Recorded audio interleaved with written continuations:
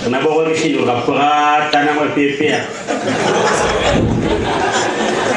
Enuwa tigian adusa ubai, adi pasina tigian makit pengaruma. Kalau kita tigian ubah pagi masad, keanian pun kabala si iso mga loksyan. Ayah dia kapag pengaruma na belas, oh, na nado na bisa niya. So dato aku suba iya pamana di pasi pengaruma akan nabuan ika awan na ginuan ko kapakasubok sa haram na drip na dusa niya.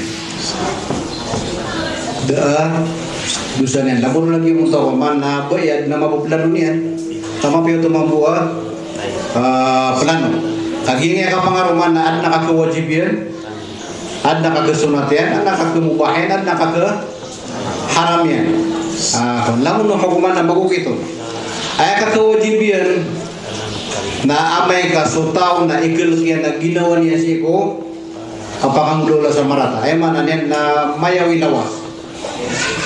Namun lagi dulu sumama usubube mamune kawan na ginawa niya na nagpangaro mo na wajib mo matarim ay kapamana di kulong sa iyong kaharam gitu ka wajib mo kapangaruman ame ka pang laiburan sa dinen ikawan na ginawa niya kambako kontrol na ginawa niya na sunatong sukuan kunin ba kapangaruman abang laiburan ta sana makokontrol lang na ginawa ko manguda ko na mas mapira na kaya mangaruman ko katunda di ko sunod asun alan nikah ko sunat eh mana na sunat terkaa mangaruman o manudad na babay ako kapangarumam lagi dubay yang tak ada tu na mubah rakaso kapangarumam kemakruhan netruk no mau lama gitu nih kemakruhnya kanai mana na paman nasar la manusia aku ada na baku magagedam sa gino ako baku babay sa kapangarumam na mubah rakaso kapangaruman ay no tu paman napaka mubah ang ulama nakagiso kapangaruman nakadabe buah hadapon na untuk kamu buat apa isap na hadapon